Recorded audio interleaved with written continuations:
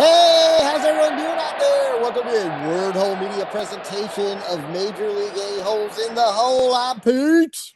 I'm Ryan. You are in the hole with Major League A-Holes, episode 118. Holy shit. Long-awaited 118th episode. I think the last In the Hole we did was back in December, actually. So it's been a while. That was when you were hopeful about your teams. Yes. It was a cheerful December time when anything was possible, and little has come to fruition, as we will get to. Actually, a lot has, but I've got mixed emotions about a lot of it. So we've got the World Baseball Classic going on right now. Actually, it's Puerto Rico 0, Dominican Republic 0 in the pivotal matchup. I think this is for Puerto Rico goes home, right? I think they lose. That I don't know. I thought whoever loses goes home, but maybe that's it. Yeah, I could be wrong, but yeah, that's going to be fun to talk about. Everything that's gone on in the World Baseball Classic. Something to do in mid-March as opposed to fake baseball games, as spring training is. This has proved to be very exciting. It's the first one, I think, since 2017 because they canceled it in 2020. Yeah. So I kind of forgot about how cool the World Baseball Classic was, but we'll get into that. I'm actually going to tack on a World Baseball aesthetics into that, much to your chagrin. Sure, everyone's excited out there. We'll be talking about the uniforms and logos and all that shit because I want to, and it's my fucking podcast.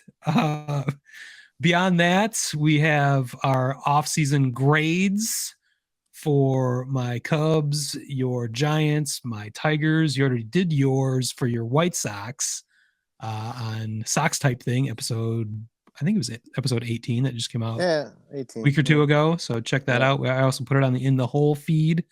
So if you're subscribed, you have gotten that as well. And if I remember to do this, and if we have time at the end, we've got a brand new special segment that we might do yearly. Name my fantasy baseball team name. I'll explain that later, but it's an audience participation project for everyone. So I guess we might as well go ahead and jump into the news. World Baseball Classic. Have you been watching? I have, on and off. I'm excited tonight. USA on at 10 your time, 9 our time here. That's kind of a problem here. I mean, Eastern time zone, 10 o'clock. I mean, I'm an old man. 10 o'clock start time is pretty late. 9 o'clock. I miss the Central time zone. I probably bring this up every couple of episodes, but yeah, I think it's the perfect time zone. 9 o'clock is a great time to start a baseball game, if you ask me. Well, I don't know if that's so great either, but I'll take it over 10 o'clock. Yeah, absolutely. Yeah, I mean, I'm excited to watch that game. The USA, as you would hope they would do, seems to, after that first game, be performing well in the World Baseball Classic. I mean, it was iffy for a while. It is America's pastime, so I mean, they should win it, but we'll see. They've only won one of these, I think. I know. Japan is one. I forget who's all won these, but I think we won the last one. We probably won in 2017 to set things right in the world as the world fell apart. But yeah, I think it's also proof there how much of a melting pot baseball is, and how much great talent from around the world plays in the U.S. every year on these Major League Baseball teams. So I had no idea Israel had a national team, or Great Britain, Chinese Taipei. I guess I should have assumed, because don't they always win the Little League World Series? Yeah, I think so. Yeah, South Korea. It's definitely an interesting mix across the planet. That's one thing that I kind of had a gripe about, like the way this started. Like the first couple of games were, I think, in Tokyo or Taiwan or someplace in East Asia, but it started like 4 a.m. I didn't even know it was happening. Like, I thought we were kicking this thing off with a bang, but it was kind of obscure timing wise. But that's my own, I guess, ethnocentrism, time zone centrism, worried about. But part of that thing is odd to me, because I noticed a couple of your prominent White Sox are, of course, for Team Cuba.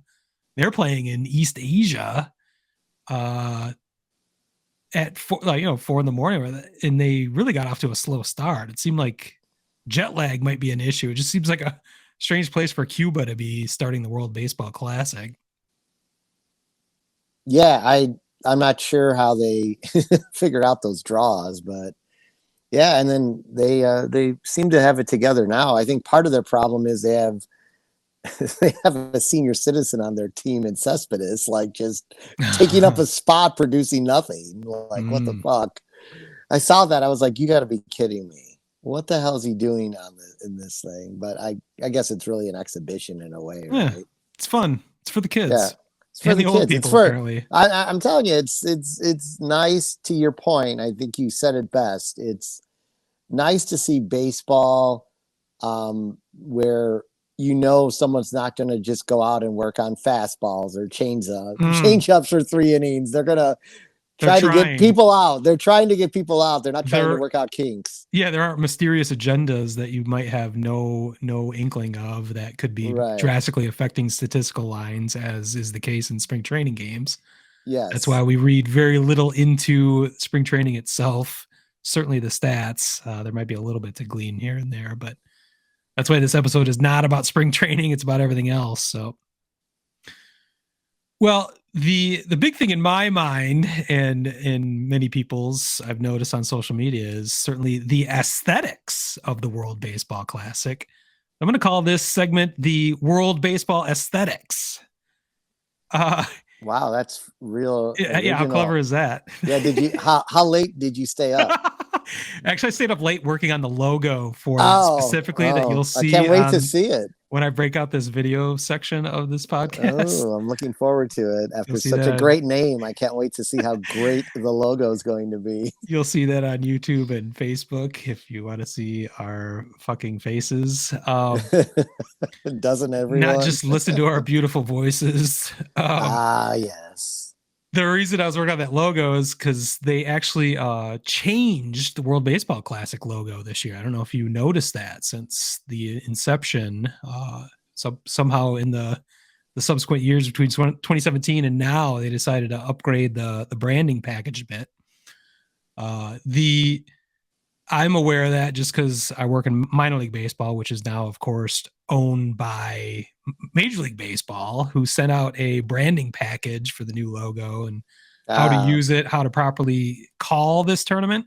They specifically said we should not be calling this the WBC, even though everyone calls it the WBC because it's a very long-winded title. WBC is the World Boxing Commission, so they didn't want to be confused with that somehow, which is absurd, but I found that amusing. The cool part of that is they give me access to the official logos, the vector art, and all that shit. So the full branding package. So I'm such a logo design dork that I downloaded all that shit and manipulated it into my own versions. So that's why I'm expounding upon this far too much. But the big thing that people really get into, which is really fun about this, is the uniforms, I think, because they're so different than what we're used to in the United States and Major League Baseball. We have a very, very kind of cookie cutter set of aesthetics for baseball uniforms in a lot of ways. Some teams get a little bit outside the box, but really it doesn't vary very all that much. And you don't really notice that until you see the things like the World Baseball Classic and how varied the uniforms are and what different cultures, their different takes on it. I really appreciate that. I think a lot of people do, besides just design dorks like me. But you see the colors, they try to represent their countries. I think that's really fun. It's like City Connect. Exactly. Well, I think they do a much better job than City Connect because it actually makes sense to the globe as opposed to a neighborhood. Sometimes it doesn't even make sense to the neighborhood. Yeah, exactly. The fun thing about it is I think everyone's got opinions about this specifically, which sometimes you specifically, Pete, do not. But I think you've got some opinions about what you liked, what you didn't like, some cool uniforms, some not so much. What were your thoughts off the bat? Well, I'll give you a few thoughts, general thoughts first. I like that there's not a ton of mimicking Major League Baseball uniforms, which I appreciate. Yeah, because they can do anything they want. Like these national teams have there's an affiliation with Major League Baseball, which I don't fully understand, but they they're their own national committees. They can do whatever the fuck they want, which is that leads to diversity and is awesome. I would say the only jerseys that have somewhat is like Canada looks a little bit like the Blue Jays jerseys with the lettering. Yeah, that's a good call. And so does Israel. Israel kind of mimics the same thing. The one that's definitely Blue Jays. The one that really stuck out to me was Columbia. Reminds me of the Boston Red Sox City Connect jerseys. Yeah, the same colors, same font across the chest. Yeah, I was kind of shocked by that. I'm not sure what kind of cultural reference that is, that typeface, but yeah, it's certainly their flag colors. I recognize that, but yeah, that was interesting. I gotta say, to me, like, if I'm gonna rank the jerseys, and I know there's 20, but I'm gonna say, yeah, please don't rank. I'm not even gonna do that. Wow. But I'm gonna tell you, for me, the biggest loser is Great Britain. Yeah, it's like a mom did it for the fucking team. Yeah. Ding, and ding, send ding, them ding, out ding. to the fucking field. Like Great Britain, like the it's like they had press-on letters, like, right? And like they didn't even line them up correctly. The letting's not even good. Yeah, you picked up on that. Wow, that's a design term right there. The letting, the kerning is off, the tracking is fucked. Oh my god! It's even an example. There was an example where, like, the pitcher the other night, the T in great fell off his fucking jersey at the end at some point. So yeah, the kerning is bizarre, like how they do it. There's the way they line it up is like the GR, eat, breathe, tain. Yeah, like, right.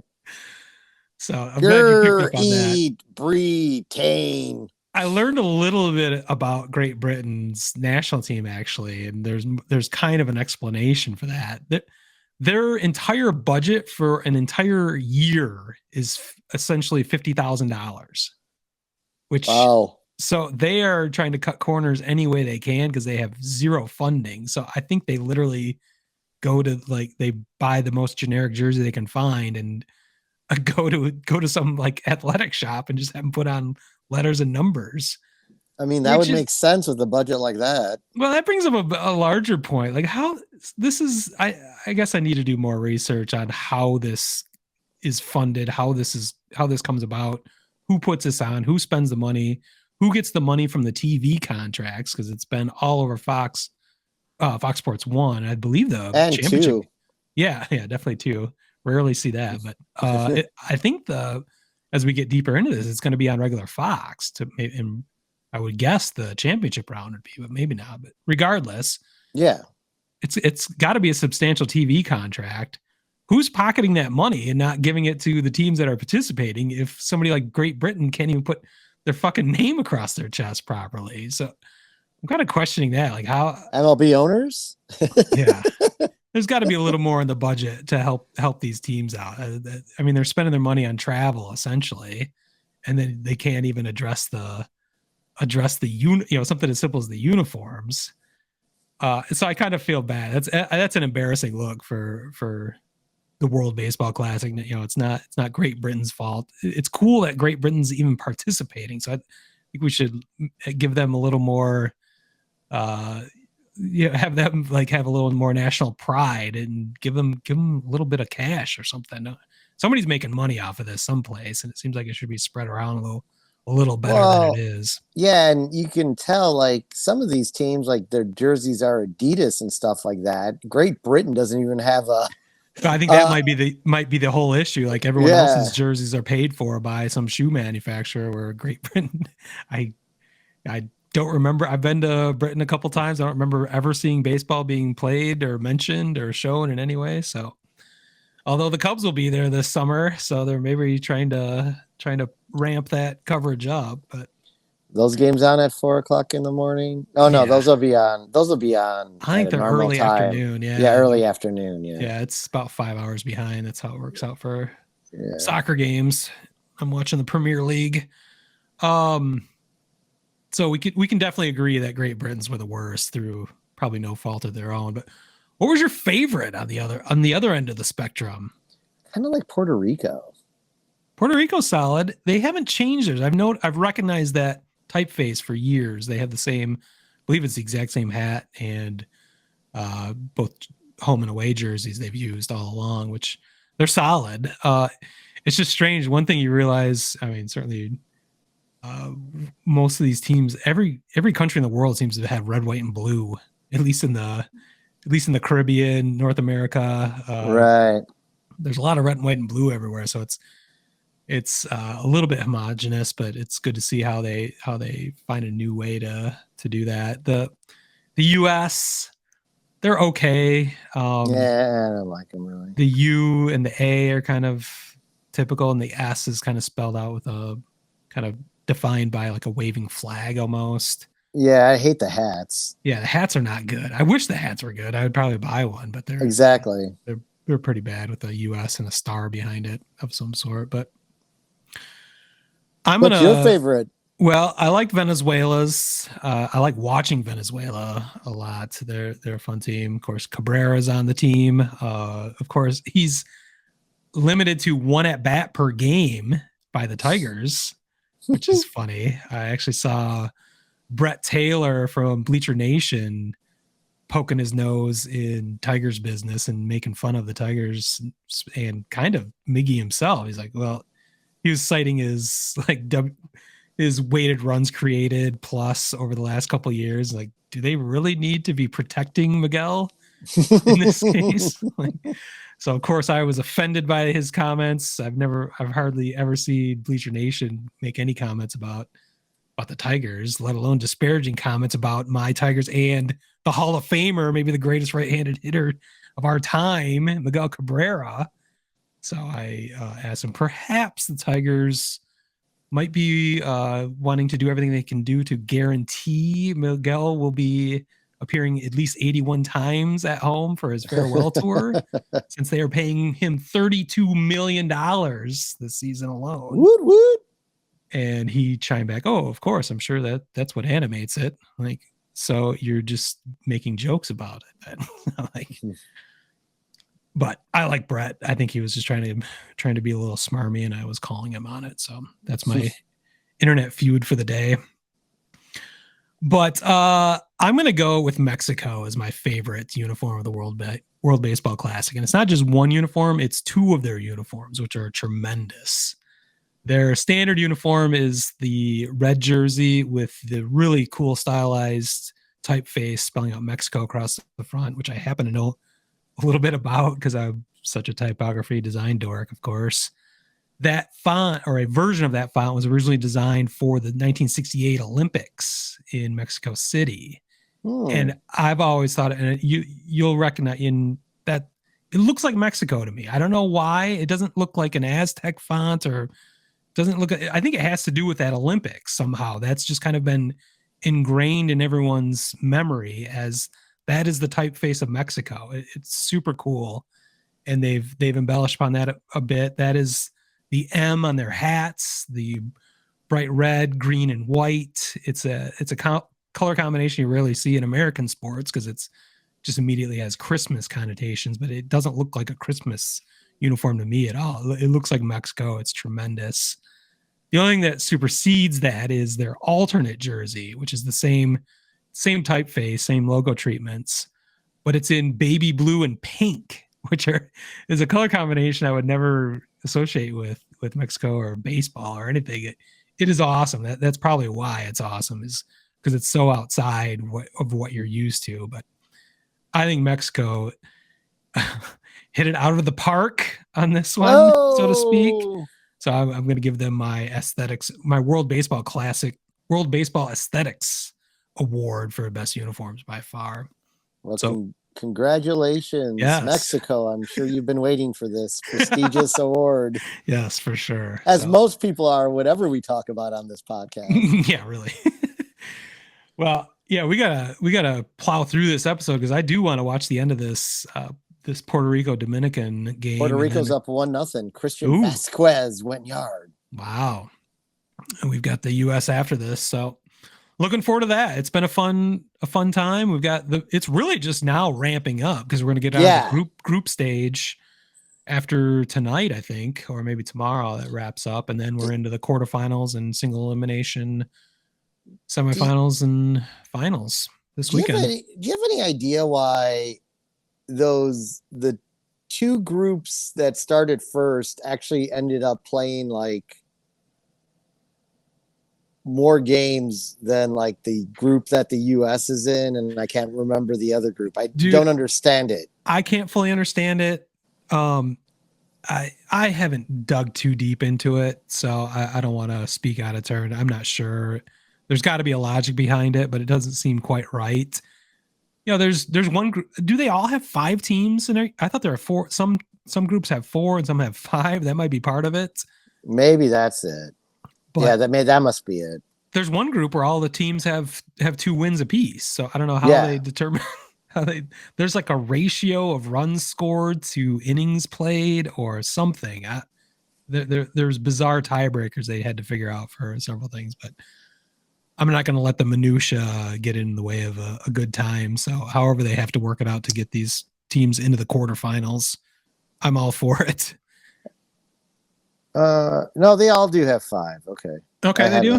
Whatever, but and I guess I misspoke. They all have played the same amount of games. I guess just those pools that started later are on a more compressed time frame. So. Okay. Yeah, I don't know. Maybe weird. They have to get the Asia tournament part of the tournament done earlier so they can travel back in time. Yeah, that could be it. To be rested and to be ready for the quarterfinals. That's the only thing I can think of off the top of my head, but. It's been a confusing, it only happens every 3 years and it hasn't happened in 6 years because of COVID. So we'll get more familiar and used to it as it continues to grow. Hopefully, I like it. I'm all for it. Well, all right. I think we should move on to Major League Baseball and my Chicago Cubs. We started doing our off-season grades for our favorite ball clubs. Last time actually was on Sox Type Thing. Was that a couple times ago where we actually gave the grades? That was 2 episodes ago. Okay. Because you originally had an F for your White Sox, but you upgraded that with the addition of Elvis Andrus. To an A. That's absurd, but no, that's right. You go from an F to an E for effort. Yeah. No, I what did I say? I think C- now or D+, something like that. But. Well, that's interesting because I gave my Chicago Cubs a C- actually. And I actually wrote a blog piece about this. We haven't blogged in a long time after we started this podcast back in 2019. This used to be a blog, believe it or not, for close to 10 years where we wrote ridiculous shit. But I got into that a little bit again, dabbled in some writing, just kind of collect my thoughts. Because there's a lot going on with the Cubs this offseason. The $300 million spent by Jed Hoyer and Tom Ricketts on the most number of free agents added of any Major League Ball club. But I was reminded of a phrase I first heard from one Dan McNeil. The old afternoon saloon on ESPN Chicago 1000. The good old days. I do miss that. Miss that. Dan McNeil. He's subsequently been canceled essentially for some ridiculous sexist comments he made on social media. I think he has a podcast now, but I also think he's kind of a caustic personality. I'm not sure he gets along with a lot of people. So it just sort of worked out where he can't fit in any of the radio stations in Chicago, but he's got his podcast still going. But I do remember him once saying, and these words have always stuck with me, do not confuse activity with accomplishment. And that kind of came to mind when I was thinking about the Cubs offseason. And when he says that also brings up an example that you and I actually experienced. And I want to see if I can see if you remember any of this, but which might not, neither of us might remember this properly because this is a bachelor party in New Orleans for our buddy Jason back in 2006. You're talking about the amount of hot dogs consumed by you? Well, it has to do with hot dogs because what was the hot dog cart du jour there? They were all over the place. Was it Demon Dogs or Devil Dogs or something like that? It's Devil Dogs. Devil Dogs. Okay, yeah. I knew it was one of because Demon Dogs was a place right off. That's the place down here, right by DePaul. Yeah. Yeah. So yeah, it's Devil Dogs, which was they're red carts all over the place. Fantastic hot dogs, but we think. Well, yeah, that we usually hit those up about 2 or 3 in the morning while we were probably halfway through our evening at that point. But I remember one night we walked up to a devil dog cart and there was no one manning it.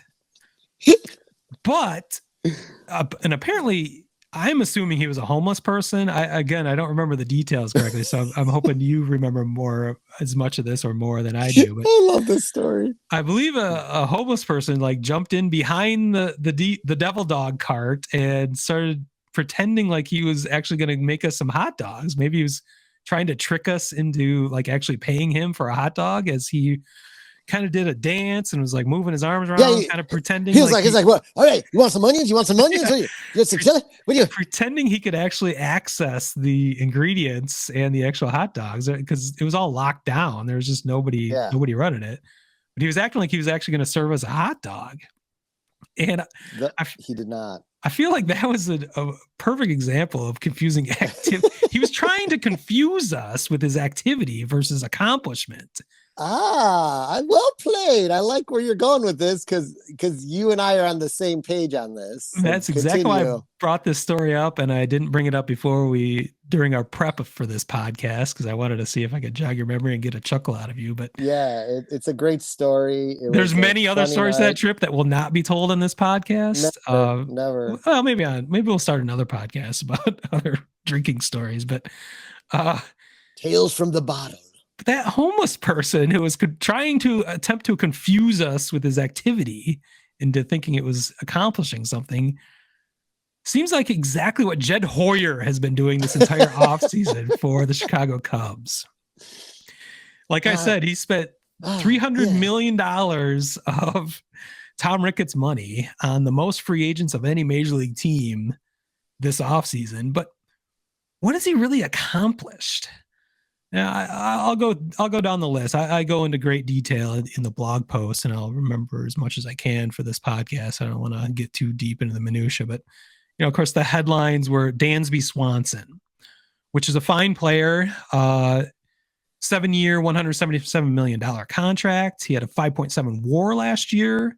Defensive stalwart. That's going to be a theme. That is definitely a theme for the Cubs this year. Run prevention. You're going to hear that all over the place, as they're seriously making a priority of defense and essentially run prevention over offense. And I'll get over run scoring. Yeah. Well, if you can prevent any runs to being scored, all you need is one. So maybe that's what their goal is. There's some merit to that to some degree. So see if that plays out. But the issue I have with Dansby Swanson is, it feels like the Cubs got 4th place in the shortstop sweepstakes that we have talked about for years. This is the 2nd year in a row where the shortstop free agent class was tremendous. And I feel like the Cubs had a shot last year and got nobody, and went into it this year and ended up with the 4th place. I want a Trey Turner, and I'm going to sound like a petulant child again. We did this in probably our last episode of In the Hole, where we did our offseason to-do list. I want a Trey Turner because the Cubs are a major market team. I want a Trey Turner because the Cubs are in the 3rd largest market in the country. They have their own television network. There is no reason why they can't be acting with the big boys, spending that kind of money, doing whatever it takes to be in the upper echelon of Major League Baseball. Not just spending, but being that team that you think of, like, anytime a free agent becomes available, such as, I don't know, somebody like Shohei Ohtani next year, why the Cubs should not be involved in that. They are a behemoth. Yet they have convinced us fans that they are pretty much a middle market team trying to get by on their guile and their brilliant acumen and whatever they have to do, to get by these big boys that they can't compete with in other terms. But it's simply not true. Smartly. That's what they've been doing. That is spending smartly. That's propaganda, is what I'm arguing. That is an argument to there's nothing wrong with spending smartly, and it's a great mantra. But it doesn't mean that the Cubs are in a situation where they have to play second fiddle to anyone else. And that is what they've sold the public. And that is That is why I've been basically on a 3-year rant against Tom Ricketts ever since the biblical losses comment. And this is just another example of it where I think it's fine that they add Dansby Swanson, but that's about all they did. I'll go through the list. They also added Jameson Tyone, 4-year deal, $68 million. Great innings eater. Love it. He's a perfect number 3 in your rotation, where the Cubs have nothing but number 3s, 4s, and 5s in that rotation. Maybe you can call Marcus Stroman a 2. I don't know. I mean, somebody's going to be number 1, 2, but they don't have an ace. They don't have anyone that's considered an ace. And that's unconscionable for a team in the 3rd largest market in the country. Yeah. The Cubs, who have every conceivable advantage. They've turned all of Wrigleyville into Ricketts. This is getting into my name my team territory at the end of the show, but Rickettsville cash machine is what I call Wrigleyville these days. The idea that we're supposed to be impressed with getting Jameson Tyone and Dansby Swanson it's wrong. It's wrong to me. I feel like we're being lied to every time we've been told that we should be excited about that. The other thing is those are the only 2 long-term deals they signed this whole offseason. That is 3/4 of the $300 million they spent. All the other deals they spent is they're all 1-year deals. There's a couple 2-year deals. I think Drew Smiley has a 2-year deal. Might be another 1 or 2 smattered in there, but that's where it gets to the activity versus accomplishment part of my argument. You can point to, well, we spent money. We finally spent some money, which they should have been doing all along. They blame the pandemic for costing them an ability to spend like other teams have, even though no one else has slowed their spending, as we've seen spending skyrocket, including, I believe San Diego is the 29th largest market in the country, yet they are spending up with the Mets. Yeah, we'll get to that in a little bit. Yeah. So it makes me furious every time I hear intelligent spending, trying to thread the needle, those phrases that you've heard from Jed Hoyer. Those are all noble enterprises, and they all make sense for a team like the Tigers or a team like the A's or middle or small market teams. They have to rely on that. I think all teams should do that, but the Cubs also have a built-in advantage that they're not only choosing not to take advantage of, they're lying to their fans about it. And that's why I'm furious about all of this. So they made some solid moves, with the 1-year deals that they made. Michael Fulmer is probably the best of their moves, which was one of the more recent moves they actually made. I was shocked he was still on the market, actually. He's a potential closer candidate. They got him for $4 million is all. Former Tiger, who was emerged as a tremendous back of the bullpen asset. I love that deal. That's great. Those are all supplemental deals. Trey Turner would have been great. Trey Boom Boom Mancini, who's a favorite of mine, cancer survivor, which is tremendous. He's returned fully healthy. He actually was on the world champion Houston Astros, helped them contribute to that championship. Love that signing. The problem is they signed Eric Hosmer before that, which makes almost no sense to me. He ended up with decent numbers by the end. I think he had a 1.2 WAR at the end of the season, but Eric Hosmer he's done. I mean, maybe his defense is still there, but he's not an offensive threat. Nope. Yet the Cubs are selling the public on, what kind of moves they're making in the offseason, including Eric Hosmer. I mentioned Drew Smiley. I love the guy. He's a number 4 pitcher. That's great. They signed a number 4 for some pitching depth. This is where my obnoxious, petulant child to-do list that we did in the last episode. I wanted Verlander. I wanted Jacob deGrom. Why can't they sign all these? And if those guys get hurt or they become too old too fast, buy somebody else next year. Figure it out. They have the resources, and they're trying to tell us they don't.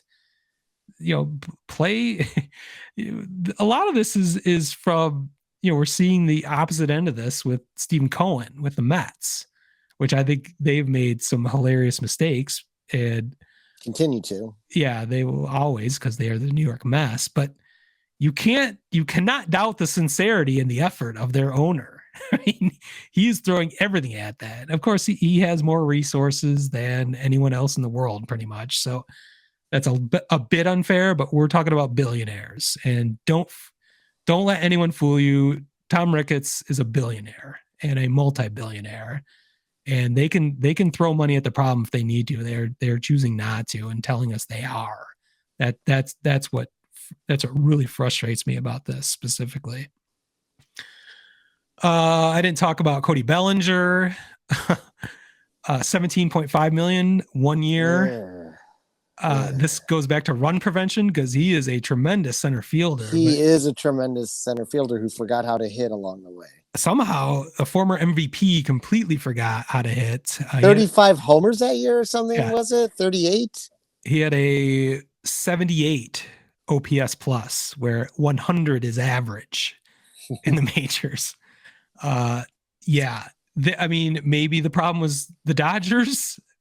Dodgers have consistently fallen short in many areas in the postseason specifically, but I think the Cubs are hoping that he can find that swing again. But really, they're banking on his run prevention. Tucker Barnhart is the catcher. Ooh, Tucker Barnhart. I do. He was underwhelming as a Tiger. I was sold. I was not waiting for any kind of huge offensive production. I was sold on. They sold him on the idea that his defense was going to be, what was a real asset. I didn't see it in a season in Detroit. He certainly wasn't throwing out many runners. It's hard to quantify pitch calling and, the assurance that, pitch framing and all that. It's hard to quantify that necessarily, but I could definitely tell you throwing out runners was not something he's good at anymore. And he was not impressive on hitting the baseball at all. So I don't expect much out of him. He's essentially a backup catcher for behind Young Gomes for the Cubs. So that was supposed to impress us. I'm probably forgetting a few others. Brad Boxberger is a solid reliever for, I think, $2.5 million for a year, but all these deals are 1 year deals that they're out from underneath after the season. In fact, $70 million comes off the books next year for the Cubs. So I feel like they're really, throwing some money at the problem, not really accomplishing much other than getting some buzz, fooling some people into thinking they're really going for it. Where I think the real goal of this offseason was to try to put at least a respectable Major League Baseball product on the field for their marquee network, because the ratings for marquee are in the toilet. They have dropped incredibly since their first season because nobody gives a fuck about the 4A players they've been putting on the field for 3 years, almost 3 years now. That I think is the crux of why they finally decided, we've got to spend $300 million here so we can make $500 million in TV revenue finally, because no one's tuning into this shit product we're putting on the field. If we have some actual major leaguers that people recognize their names, maybe some people will tune in and we'll sell some advertising. I think that is my cynical view of this entire offseason, because there was no reason to watch the Cubs for certainly this past season. You could root for Christopher Morel and Patrick Wisdom, Frank Schwindel. That's fun for if you're in a small market, rooting for your call-ups. These were 4A players that the Cubs were banking on for the last 2 years, and it's embarrassing. And I think this is an initial reaction to that. I'm hoping that this is the first step in a real plan to actually field a competitive team next year, because I don't think it's going to be competitive this. I think Pacoda, we've gone back and forth about the validity of Pacoda, and everyone can have their own opinions about it. I think they have the Cubs at 78 wins this year. I think that sounds pretty much right. I'd have him at 75 to 80 at the most. The high end would be 80, which is, you know, game under 500.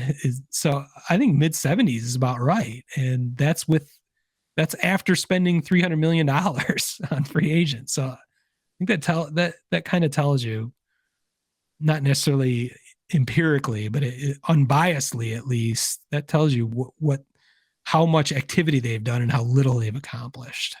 Yeah, I think someone forgot to tell Jed Hoyer that the unbalanced schedule does not exist anymore, because I think he put a team together that is probably somewhat competitive within the division. Yeah, it could beat up on the Pirates and Reds for sure. But the problem is you got to play everybody now. You're not gonna get those 18 games against some bottom feeder anymore. Yep. And that's not gonna bode well for them, or probably a lot of teams. And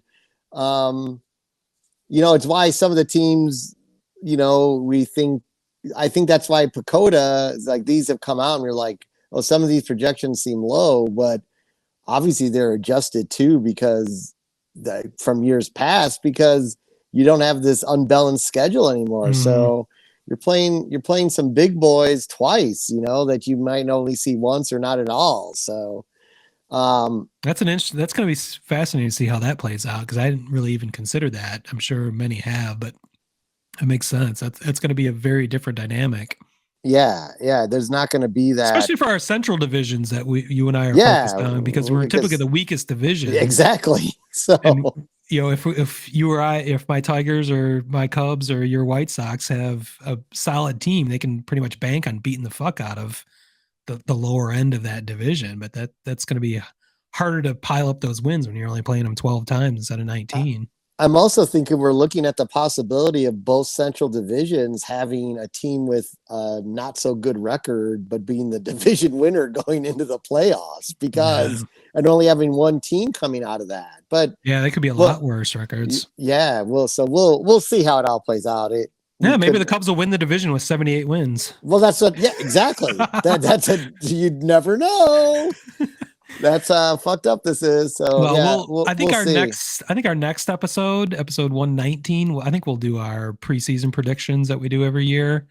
For a good laugh. Yeah, for a good laugh. The best part is that we can I think last year we recapped our predictions. That made a whole episode making fun of ourselves. So yeah, it was a pretty funny episode too. There wasn't a lot right. The Nostradumbass episode. That's what it is. Yes, Nostradumbass. But I will tell you, I gave the Cubs a C, back when we were going to do this show, and I'm with you. What I was disappointed at, not that I'm a Cubs fan, but as just, I don't know, it's more exciting when one team is trending up in Chicago. It makes for better banter. Mm-hmm. Well, the best is when they're both up, but no, right. But the fact of the matter is, we heard that they had the resources to spend. And when you hear that in a major market, that usually means you land 2 or 3 of the top guys. Yeah. They spent for sure. Not one of, as you put it, 4th place shortstop in the pool. And it's then not even the bronze medal. And a bunch of like fillers. Yeah. I mean, really. I think some are solid, but they're not committed to anybody but those two, Tyone and Swanson. So and I hate to say it reminds me of the continued rebuilding years where they did all the 1-year deals so they could trade away for assets at the trade deadline. Yep. That's their plan. They're hoping to catch lightning in a bottle. The most annoying phrase in baseball. And I think it was the White Sox strategy for 80 some years, but sorry, I had to get that jab in there, but but they're hoping at the same time, maybe Bellinger, they'll figure out what was wrong with Bellinger that the Dodgers couldn't figure out. And all of a sudden they have an MVP candidate there and they can compete in a mediocre division. Although I don't understand how the Cardinals are going to keep being good with the rotation they have, but somehow I think they will. But we'll get into that next episode. Real quick before we move up to Cubs. Yeah. An ex-Cub has gone to the Cardinals as a catcher. Who I wasn't even going to bring that up. I've moved on. Who's had some disparaging remarks against the Cubs organization. Now, this is a player I always thought. You're speaking of Wilson Contreras. That is correct. Yeah, Wilson Contreras, who I've sort of pegged as a loudmouth, sort of annoying person, player. I never really liked Wilson Contreras. So I just wonder how you feel about Wilson Contreras now that he's sounded off about the Cardinals being such a greater organization than the Chicago Cubs. I could see exactly why he would say that. I could see why he'd be very miffed at the Cubs for not signing him or any of the golden generation of the Chicago Cubs. Why wouldn't he be pissed off? I think the idea that he went to the St. Louis Cardinals, their arch rivals, is putting it right back in the face of the Cubs. I'm not angry with him. I'm not angry with anybody that signs, wherever makes the most sense for them financially, for their family. I have my suspicions that Chicago's a much better place for anyone. So I'm not sure, other than spite, why he signed with the Cardinals. But hey, to each his own. If that's, I mean, we're major league a-holes here, so I can't judge anyone against for their spite, I guess. But I'm kind of sick of hearing about him. He's not a Cub anymore. It keeps coming up on different Cubs podcasts or other things on social media and stuff. It's like, move on. He's not on the team anymore, and the Cubs chose not to have him. I think he wants to be here is why he's making spiteful comments. He didn't want to leave, and I don't blame him. So I guess overall, I don't blame him. I don't really care anymore. I wish him the best. I don't have a problem with him personally, the way you do. Apparently, I didn't know this before, that you never liked him, but he's probably going to be a pain in the ass for the Cubs somehow. I did not want the Cubs to re-sign him. I at least to a long-term deal. I'd be happy. I was happy if the Cubs could have gotten him for a year or two. That is certainly not what he was interested in, and I can't blame him, but I also can't blame the Cubs because catchers on the other side of 30 years old typically don't age well. Nope. And even though we have the DH now, signing a long-term deal for a DH doesn't make sense to me. So I understand why the positions of both parties. It's a bit immature on his part to be spiteful in the media. He doesn't need to talk about the Cubs ever again.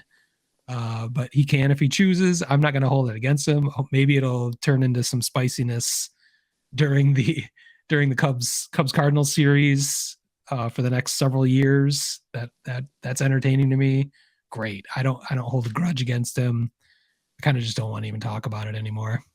All right. Well, let's move on then. How about we talk some Giants? Oh, well, you got some more? Or go ahead. I do want to back up to Dansby Swanson for a second, and you're going to like this. The other point I failed to make that I did bring up in my blog post, but it feels eerily reminiscent. The number of years, the dollar amount almost. Oh, God.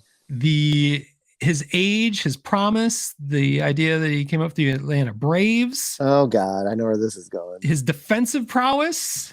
This sounds really familiar. This is all we were sold on to get Jason Hayward. I was going to say, is he good at speeches? Well, that's if you read my blog post, which apparently you didn't. No, I don't read.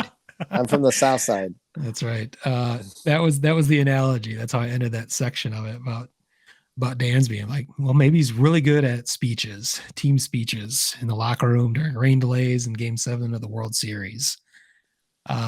I just feel if you look at the profile of both those players at this time when they sign these deals, it seems very, very similar to me. And especially that we were banking on the defense a lot, and the potential for the offense was there, and it was about the Cubs were banking on that was going to explode with Hayward. And we've seen an uptrend in Dansby Swanson's numbers. Again, he had the 5.7 WAR last year. But a lot of that was on defense, and he did have I forgot the number of home runs. It was an impressive number of home runs, but I'm worried.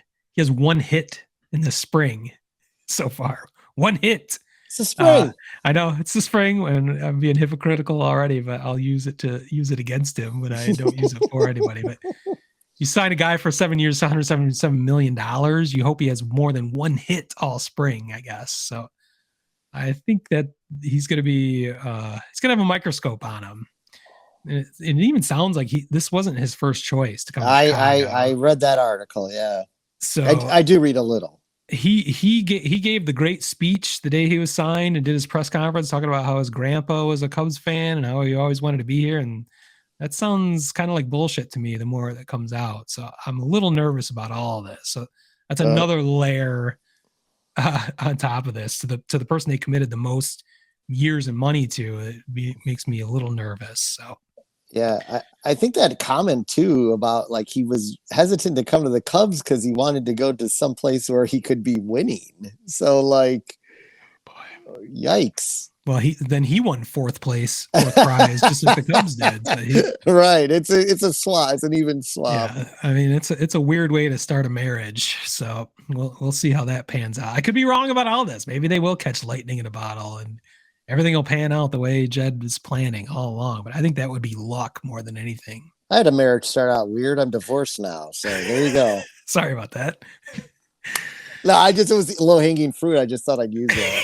It really didn't start off weird. It just sounded, it's funny. Ended horribly though, but let's move on. Quickly, please. How about the Giants? Speaking of things ending horribly, how about that Carlos Correa signing? Oh, nice segue. Yeah. That was horrendous. Oh my God, I'm in mid-season form already. Carlos Correa. Forgot about that guy. Yeah, well, wow. In my recap of the Giants, first they looked like they were the Aaron Judge favorites, but turned out to just be used. Oh, that was sad. Then a story just broke. I don't know if you saw this, like last week, that the drunken sailors, spending like drunken sailor San Diego Padres had apparently offered Judge over $400 million to come there. Wow. And he didn't take that. I don't think he ever. I mean, and I don't blame him. I don't think he ever wanted to leave New York. He's the king of the town there. Why would you want to leave? He was leveraging everybody else. Yeah, to get more out of him. Yeah, so he got what he wanted out in New York, and that was good enough. But yeah, that story came out that it was in the Athletic. You should be able to find it. That apparently San Diego had like a huge package to pay him. Apparently they just took that money and applied it to Manny Machado for 11 years and $350 million. Somehow they've got money. They got money. Cubs are struggling somehow, but kind of similar to the Cubs. So you have the Judge fallout, and then you have the Correa fallout. So what the Giants did is they had a lot of activity. I think we need to dive deep into the whole Carlos Correa thing. We never talked about that this offseason. Yeah, it was the biggest story of the offseason. Yeah, I mean, the strangest story. Yeah, first the Giants back out because of the ankle issue. Well, before that though, like you were fired up to get him, weren't you? I mean, I didn't know anything. I was about jealous. The ankle issues. Yeah. Well, that's the thing. Like there was some talk of the ankle injury, but it wasn't so much that you'd worry about a $300 million deal getting scuttled over it. Of course, I've been obsessed with him for years. I wanted him to be on my Tigers. I still wanted him to be part of the Cubs potentially. Do you feel like you dodged a bullet, or I do? The fact that the Mets then also backed out of the deal. Well, here's a question for you. The Mets used the exact same doctor that the Giants used. That's the part I don't understand. Like, they didn't get a second opinion. They just used the same opinion to come to the same conclusion.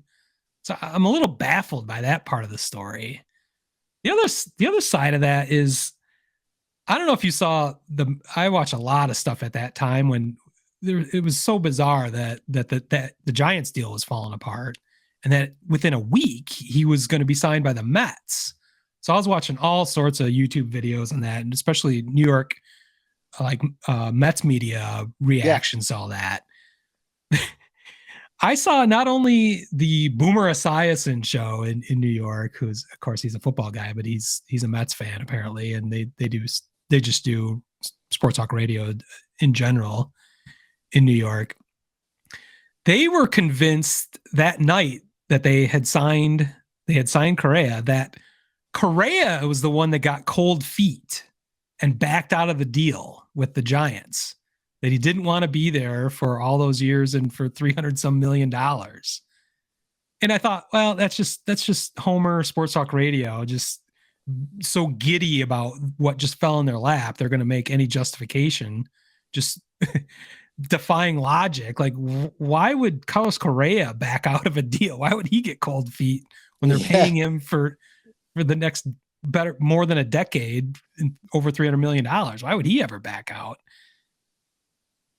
Then I saw Dan Patrick, national pundit, former ESPN Sports Center legend, has his own huge radio show. I don't think he's a Mets fan, but maybe he is. Who knows? But he said the same thing. He thought that Carlos Correa was the one that got cold feet, and that's why the deal got scuttled.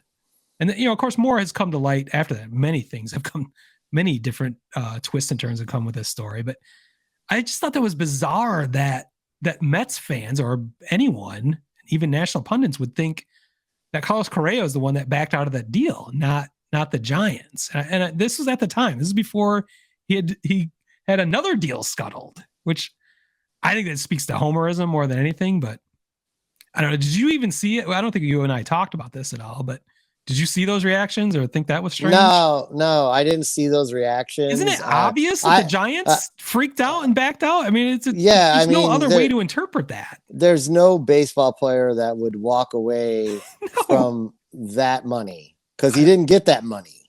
In the end, he does not get that money. And he's in fucking Minnesota, where the fucking weather sucks for almost the entire year. So the exact same scenario plays out in New York, and using the same doctor. I don't understand that. They scuttled the second deal. So he ends up back in Minnesota, essentially with double what his previous deal was with Minnesota. He had originally a three-year, $100 million deal. Now he's got he's got a $200 million deal over 6 years. And I don't know what his opt-outs are there, but it's just bizarre that we went through all this just to end up right back where he started essentially last year. Yeah. So, and I'm, you know what, if he's going to land up anywhere, I'm happy he ended up with the Twins. Well, because he doesn't stay on the fucking field. The guy's played a total of 100 and I was going to talk about this when I thought he was going to be at the Giants, how I have my reservations. You weren't going to be all gung ho. No, I was at first. And Okay. then I got to look at I got to be fair and balanced. So I'm looking at the fucking stats. When have you ever been fair and balanced? Well, sometimes I am. And I'm looking at the stats, and I'm like, whoever said you needed to be, by the way. I know, right? But I'm looking at the stats, and I'm like, what the fuck? This guy's he's played one full season in his entire career. And he averages like 119 games a season. He's got a tuning fork for an ankle. Yeah, apparently. And there was that picture of him in the boot at the holidays. He's wearing a fucking boot after the Giants things happened. This had never come up before. He had a major ankle injury back in 2014, I guess, but in the minors. And it had never really been an issue. But apparently with like 2 weeks to go in this past season, he slid into second base and tweaked his ankle bad enough where he heard something in it. Like there's a metal plate or something is in his ankle, and he felt it for the first time in a long time, or at least the first time he's spoken about it, which was a bizarre time to start speaking about that just before he's trying to sign $300 million deals. But I thought that was just, that whole story is just crazy to me. He signed 31 years worth of deals for like $850 million. Yeah. people were ready to sign him up. He was going to be set for life and beyond. Yeah, he'll still do okay even if he ends his career after the 6-year deal with the Mets. I mean, with the Twins. I'm not crying for Carlos Correa at all. Honestly, but when he lands on 6 years, $200 million, this is where I really wanted the Tigers to be back involved. That's something any club should be able to do. 6 years is not as scary as, the 12 or 13-year deals he had with the Giants and Mets, whatever it was, but 12 and 11. No, I think it was 12 and 13, but he does have some vesting option that can raise it to 270. Okay. That sounds like the exact deal that the Tigers offered him, rumored to be 2 years ago. It's $270 million. So that's ironic. So that's just another kick in the balls to me. But of course, if your prediction comes true, and a lot of people's, that he's just not going to be healthy enough to earn that money, then we all win. But somehow I have a feeling he's going to be just fine somehow in Minnesota, and it's going to piss me off for 6 more years. But yeah, I mean, he played 117 games for them last year or something. So yeah, and they didn't win the division. So yeah, I mean, they didn't win the division because their 2 key players, Carlos Correa and Byron Buxton, can't stay on the fucking field. So yeah, Buxton will never be healthy. So happy day here. But anyway, back to the Giants. So we have 2 fallouts basically, right? Two like Giants are gonna boom, and we have 2 fallouts now. Like you said, we'll find out. Did they dodge a bullet? Maybe. Might not find out this year. As we know, the Sox, everyone so many Sox fans thought the Sox made a mistake not signing Carlos Rodon, but it looks like he's up to his old tricks again. Starting the season on the IR. So maybe the Giants and Sox have dodged the Carlos Rodon. What's his issue this time? Oh, he's got the forearm tightness, which usually. Is that the forearm again? Yeah, like it could be Tommy dangerous. John surgery there. So that's serious danger. I barely recognize him, by the way. I saw him. He had the mustache, which I've never seen because he's with the Yankees now. Of course, you can't be bearded. Yes. You can't be bearded on the White Sox or on the Yankees for some reason. So. And you have to have like short hair, right? Your hair can. Yeah, you can't have the crazy Josh Donaldson hair. He had to shave that all off. Reinsdorf has the same thing. Beards are fine, but you can't have extremely long hair on the White Sox. Beards are fine because Lamar Hoyt had the beard in 1983 with all that cocaine stuck in it. Set me off as pitching his ass off. Yeah, just the annoying beard, the cocaine, those fucking uniforms that are actually cool now, but I hated when I was 10 years old. Anyway, so beards will always be cool for Jerry and your White Sox. But that's why I shaved down to a chin beard and don't have the full beard anymore, just as a protest. Oh, okay. I like it. I like your protest. Maybe we'll talk about it more when I see you in person in a few weeks. 2 weeks, yeah, we'll talk, or 2.5 weeks. We'll talk about that. So kind of like the Cubs, the Giants just then started to fucking sign people, right? Oh. So we got Sean Manaea, who is he? Is he the pitcher that's struggled down the stretch last year with San Diego with a nearly 5 ERA and horrific playoff appearance? Is that him, or is he the studied pitcher who gets you 6 solid innings a game and minimizes damage? I don't know. I thought your White Sox should have traded for him 2 years ago. Yeah. I also thought they should go after Frankie Montas last year, who's now out for the season with the Yankees. So yeah, so maybe don't listen to me. Don't listen to you. Then they got the Rogers brothers together. And they got the twins, the Kenny Rogers, Taylor and Tyler Rogers are both there now. I don't even know who that is.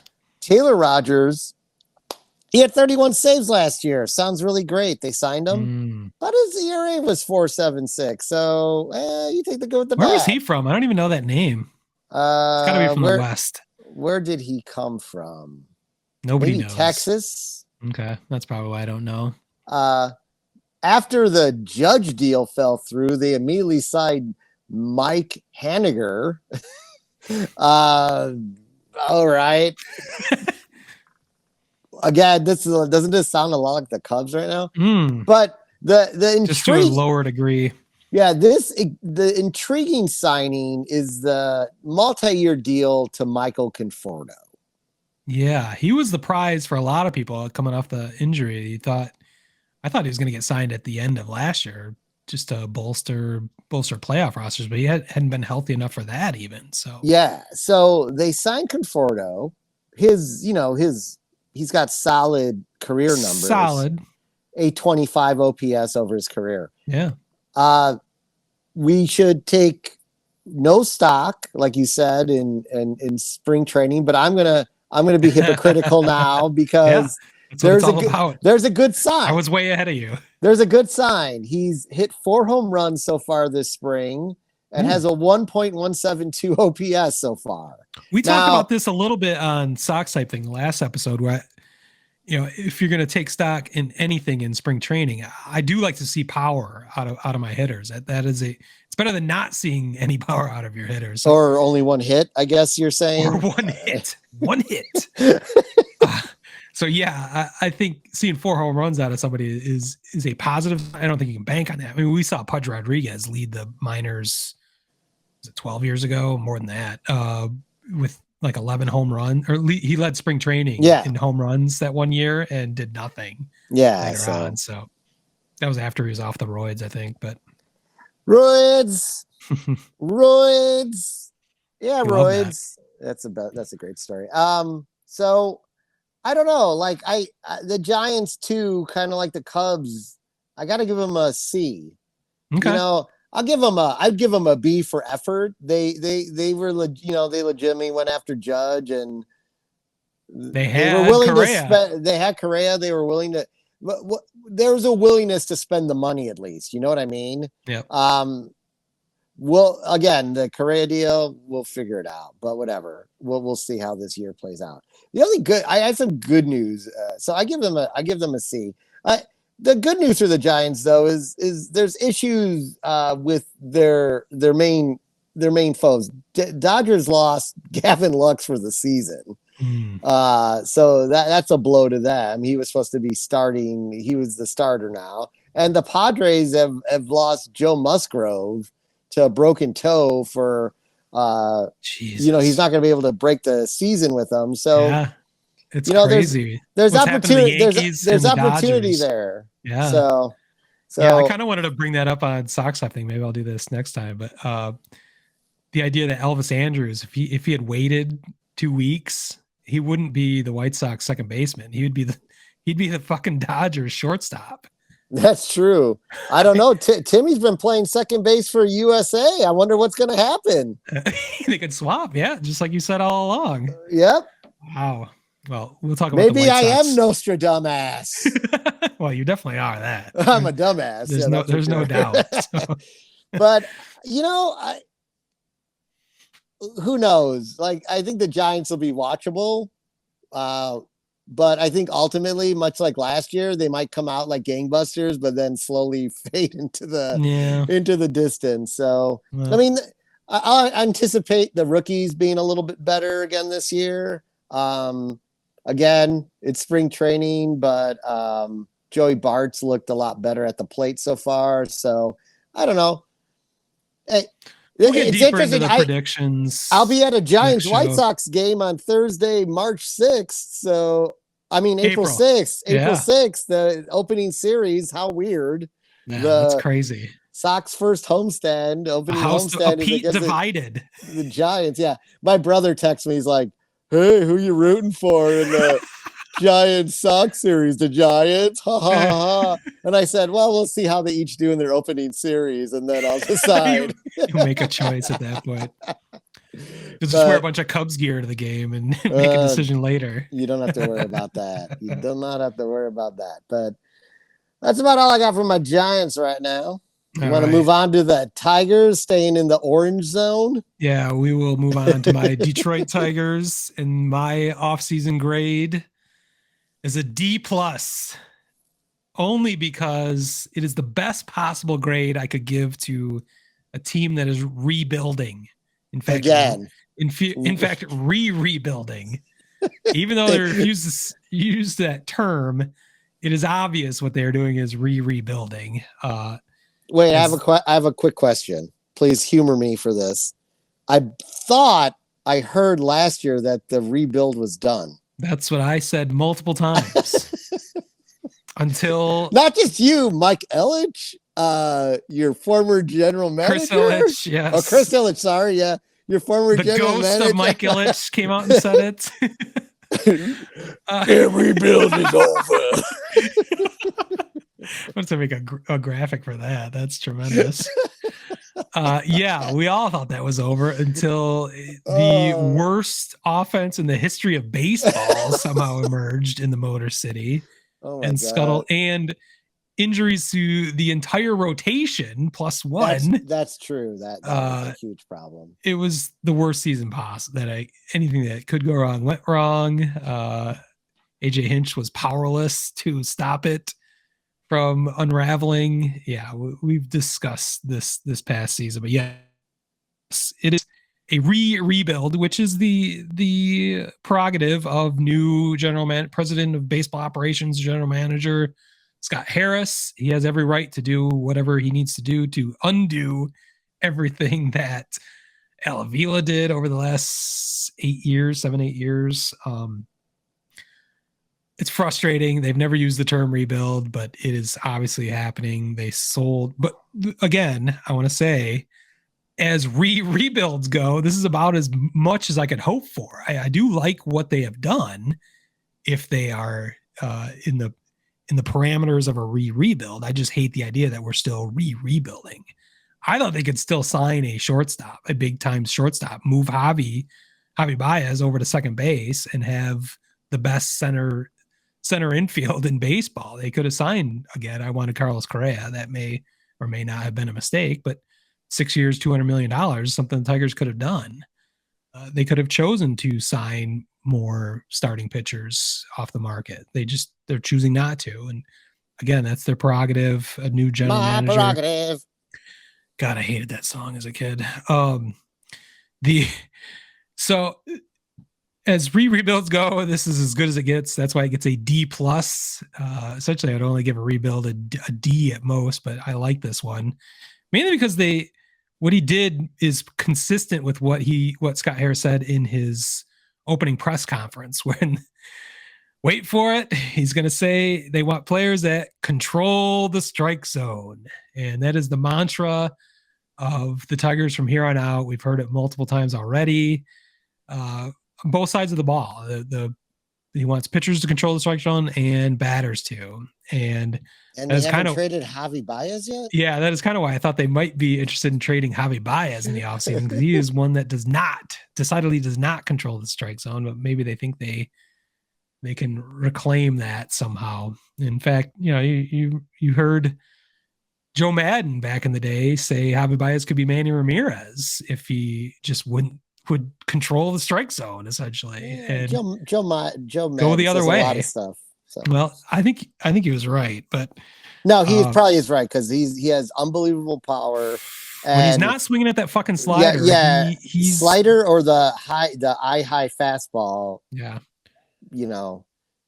it's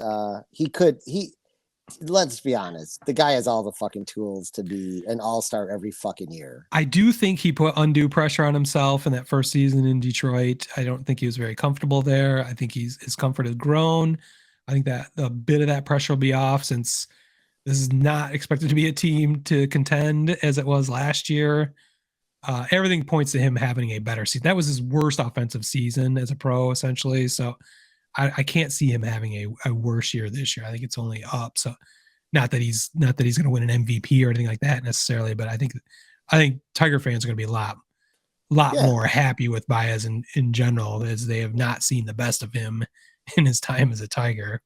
I mean, it's not like his performance is an anomaly for a big time signing first year player. Look at Francisco Lindor, and then he fucking hit the shit out of the ball last year and had a great season.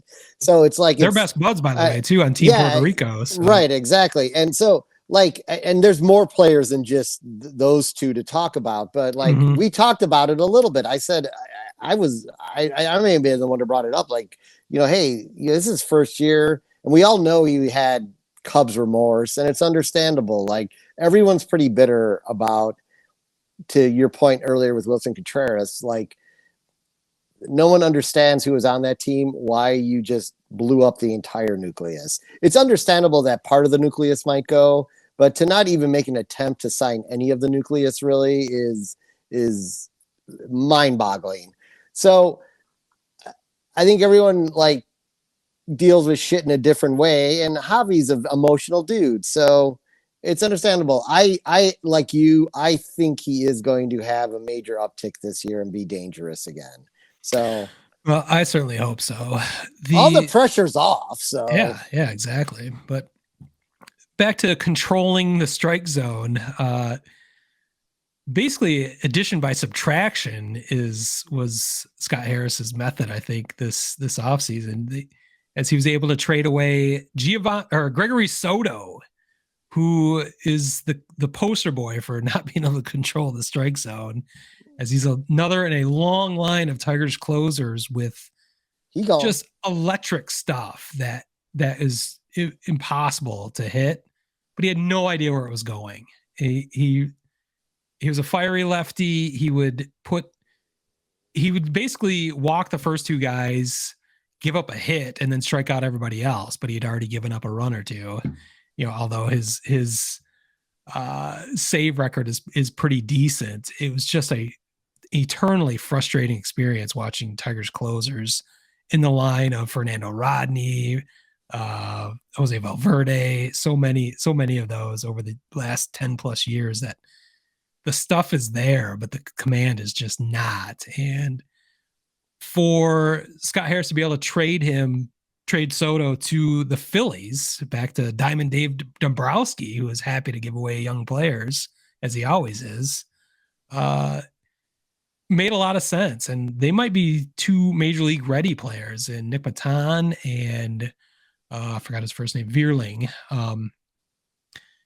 The idea that they could both make the major league roster this year is pretty impressive. They both played some games for the Phillies at the end of last season. So Tigers got a lot in return, including the Phillies' number 21 prospect, a catcher prospect. I forgot his name too, but I'm impressed with the return. But what that's really telling you is when you trade off the back end of your bullpen, you're not thinking you need anything to close out games in a year that you're not going to be competing for a division title in. So that's fair. It's kind of a shrewd maneuver by a team that is in a rebuild without saying they're in a rebuild. The other part of that was they traded off Joe Jimenez, the middle reliever who has had a lot of promise over the years in the Tigers organization. Again, good stuff. He had trouble controlling it. The real telltale sign that he was on his way out was this past season, where he was only used in low leverage situations where the game was out of hand in one direction or the other. He was dominant, but Hinch did not trust him to be in a leverage situation at all. And the writing was on the wall at that point that they were going to have to trade him, and they dealt him away. So those things made sense to me. I understand why they're doing that in rebuilding. It just sucks that we're doing this for the 8th straight year. We're in the middle of a rebuild. We'll see what this season brings. The Tigers have made changes on the field, off the field, which I'll get to in a minute, but they've also made changes to the field itself, which is kind of funny in a way. They have once again brought in the fences at Comerica Park. I saw that. Yeah, they brought in the ridiculously huge center field, mythically 420 feet to center field. That wasn't even true. It was actually, when they went out to measure it again, it was 422 feet. Jesus. Which is crazy to me that back in 2000 or whenever they built Comerica Park, they didn't have good enough measurements to figure out that it was actually 422 feet, not 420 feet. So we've actually been seeing fly balls die at 420 feet in that ballpark instead of being home runs. So they're bringing them in. I don't know if you remember this, but when Comerica was first built, The place where the bullpens now, you probably aren't remember the stadium at all, but if you can picture the stadium in your mind where the bullpens are, the wall behind the bullpen was on the field. That was essentially the home run wall. Right. Yeah, I knew that. They built the bullpens onto where the old field was essentially, and just brought the fences in from there. So that's in left field. So the places they're adjusting now are in center field and in the right center, where they're cutting across. I think it's going to be 410 to center now instead of 422. And they're also bringing down the height of the walls in center and right field, in right center. They're like 13 or so feet. I don't know how they're going to do this, but they're going to be different heights, 8 or 7.5 feet, which brings in the idea that you can actually steal a home run ball, which could not happen in Comerica Park in center or right field at all because the walls are so fucking high. I think they're going to have to draw a line on the existing wall, which is kind of weird. I'm not exactly sure how they are doing that. So I think you might see an awkward line where our outfielders might be able to go steal a home run ball, which is kind of a fun idea. So I think I've seen different things about that. People talk about how many home runs Miguel could have hit over his 15 years now in Detroit. That's hard to judge. There's a lot of mitigating factors. You can't just look at StatCast and say, well, every home run hit over this distance should have been a home run. Well, it could have been robbed by an outfielder. There could have been wind variance or whatever, but the estimate I saw is he may have had 35 to 50 more home runs over that time, which it's significant. I'm not sure how many more home runs that calculates out to all those years. Would you say it was like 15 years? I mean, that's like 2 home runs a year, a little over 2 home runs a year. Yeah. So if you extrapolate, if you put that to every player and every game from here on out, I think it's going to it's got to raise the number of home runs, but I don't think it's going to be crazy. I don't think it's going to play outrageously different. In fact, I think Comerica Park, statistically, if you look at it, it's fairly neutral. It's not necessarily a pitcher's park. It's certainly not a hitter's park. It leans pitchers, but it's not as obnoxious as you'd think based on the dimensions. So it's going to have some effect. I think it's cool. I like the idea that you can steal home runs again. However, that the actual walls look, it's a not insurmountable height anymore. So I think that's interesting. It's going to be less of a triples park, which is something but the better Tigers teams over the years at Comerica Park have taken advantage of, especially the years with Curtis Granderson, one of my favorite players of all time. He led the league in triples a few times just because that park is so fucking huge. If you hit something into the gap in the right center, that run all day, bouncing. man. Yeah, ball's just bouncing around there. So that's going to be different too. So it's going to be interesting to see how that looks different and how it plays different.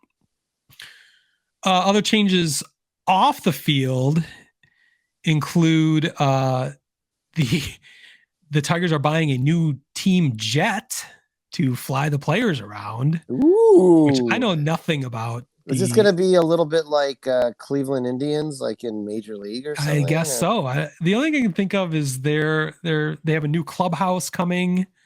They're spending money on the off-field stuff, kind of to bring the Tigers into the modern age. I don't know if their plane was shitty. If they need a new plane, something tells me there's something pretty subpar about the old plane. So they're getting that. They're getting a new fancy clubhouse. I doubt it's going to be as extravagant as the Cubs' much advertised new clubhouse. That was amazing looking.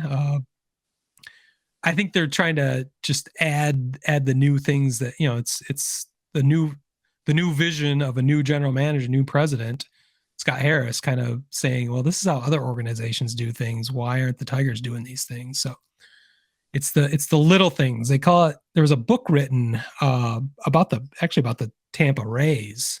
It's called the Extra 2%.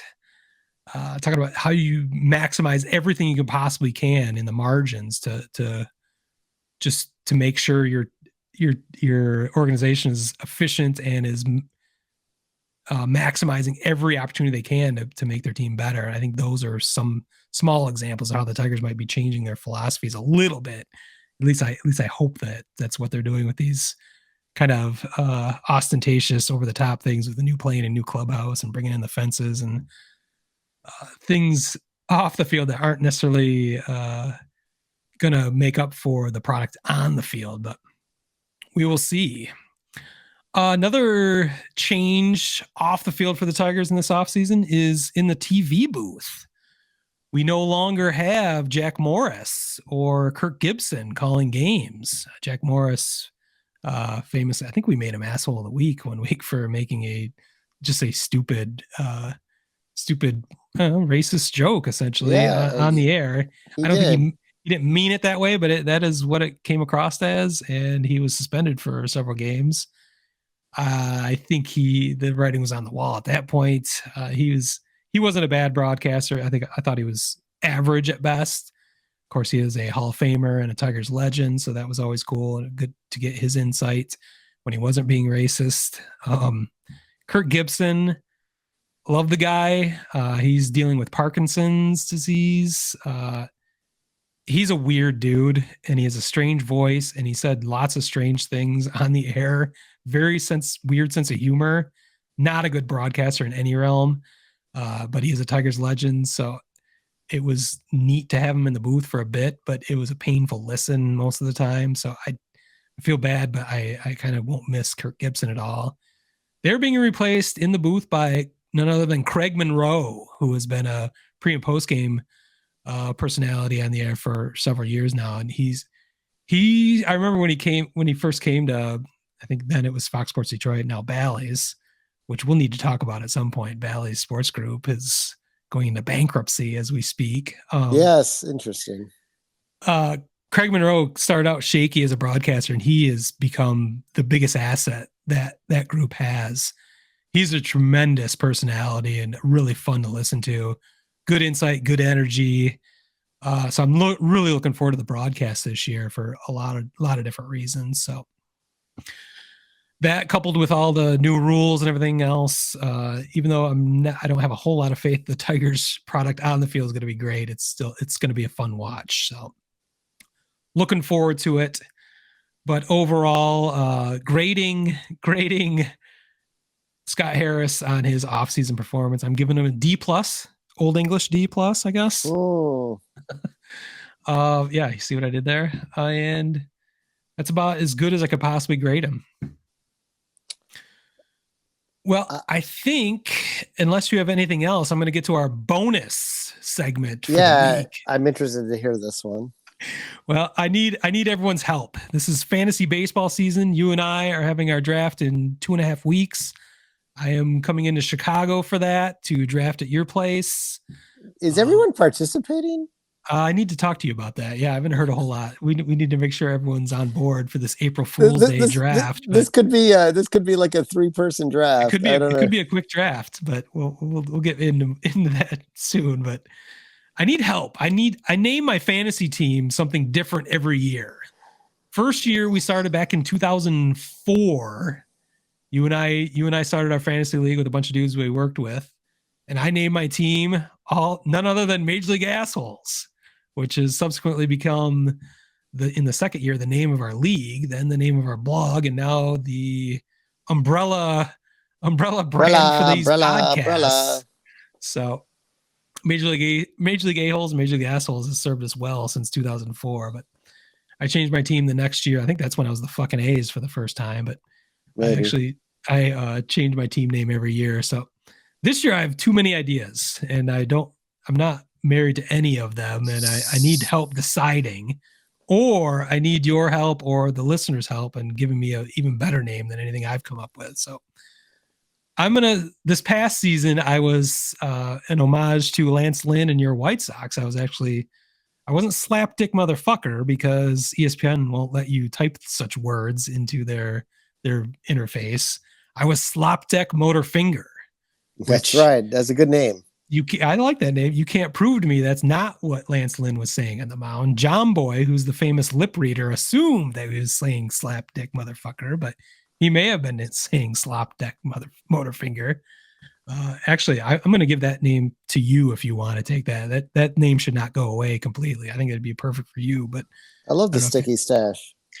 It made sense last year. Your sticky stash in reference to Dylan Cease as he grew the mustache after being. Was he ever reprimanded for the stickiness, or did you and I just realize he was doing it because he reached down his pants on every pitch? Like he was like fucking reaching deep, and they sticky stuff. It's interesting. They've made it a priority again this year, so we'll see how that goes. Well, I don't think he's doing the sticky stuff, and I'm not even sure if he has a mustache anymore. So yeah, it does have a mustache.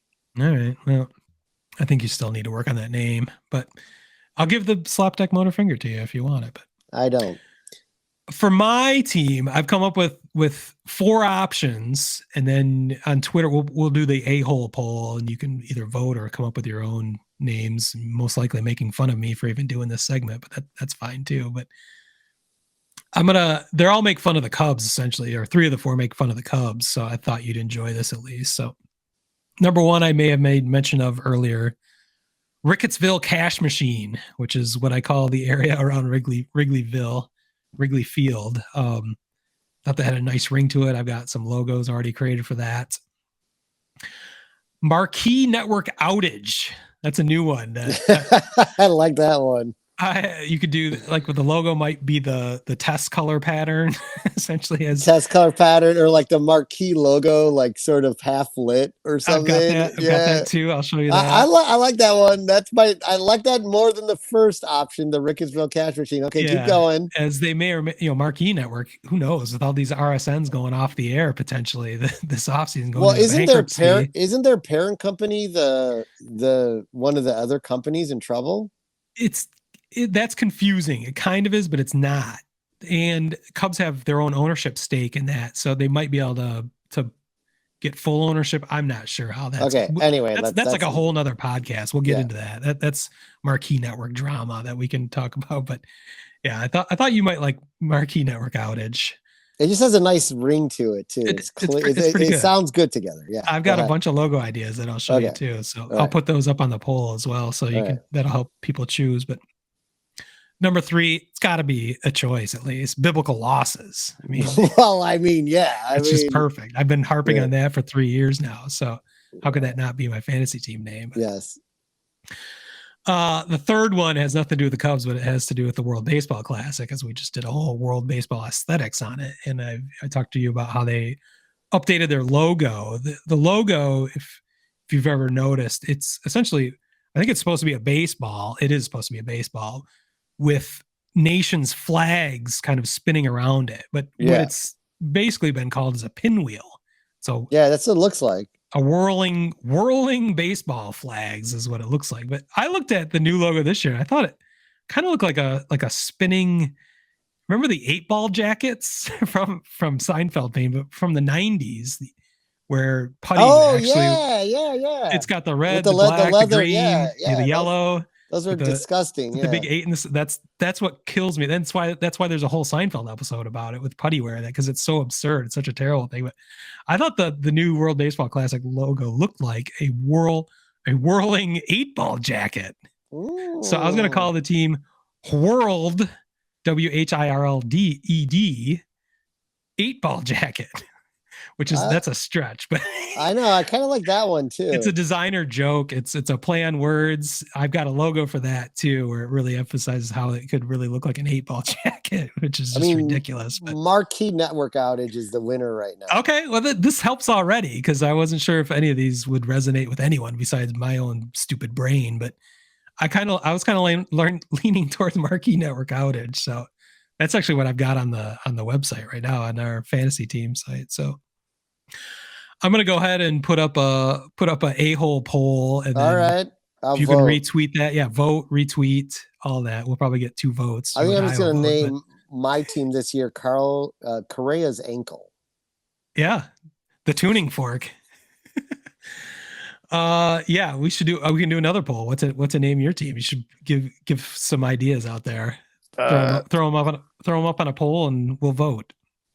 Tony's DUI. LaRussa Palooza would be great, but it's kind of spent. It's over. Yeah. Well, I think we should wrap up this episode 118 of In the Hole, as we need to watch the end of this Puerto Rico Dominican Republic game. Do you got a score?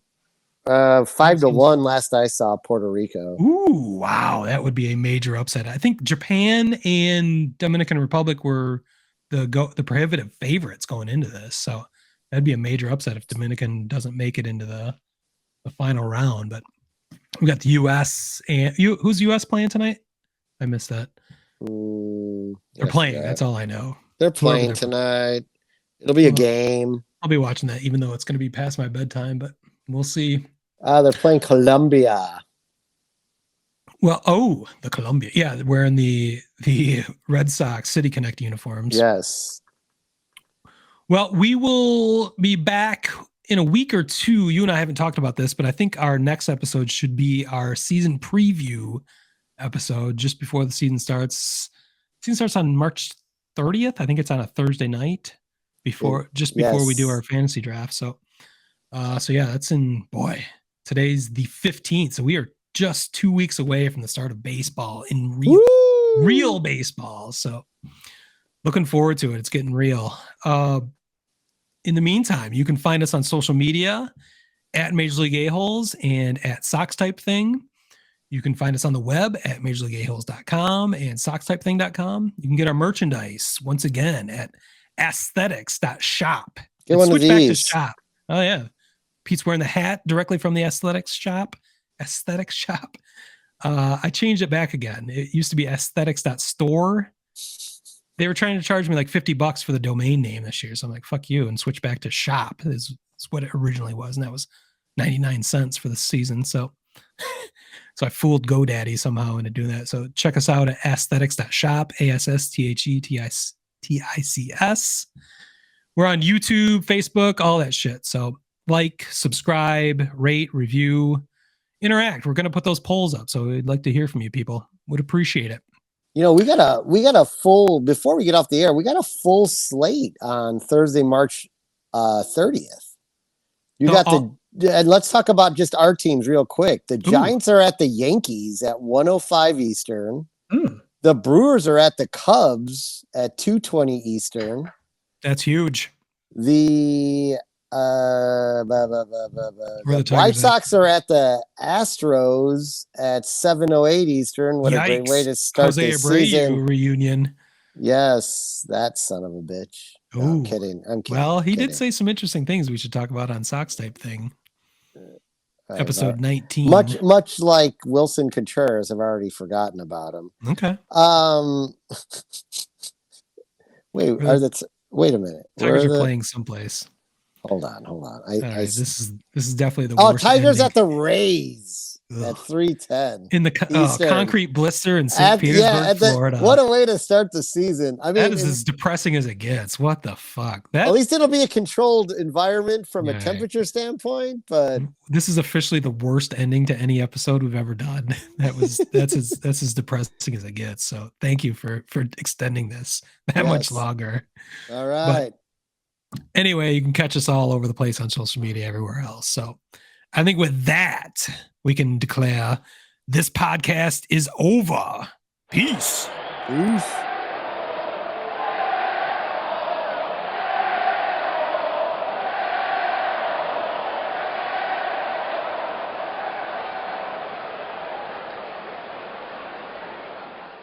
Word Hole Media.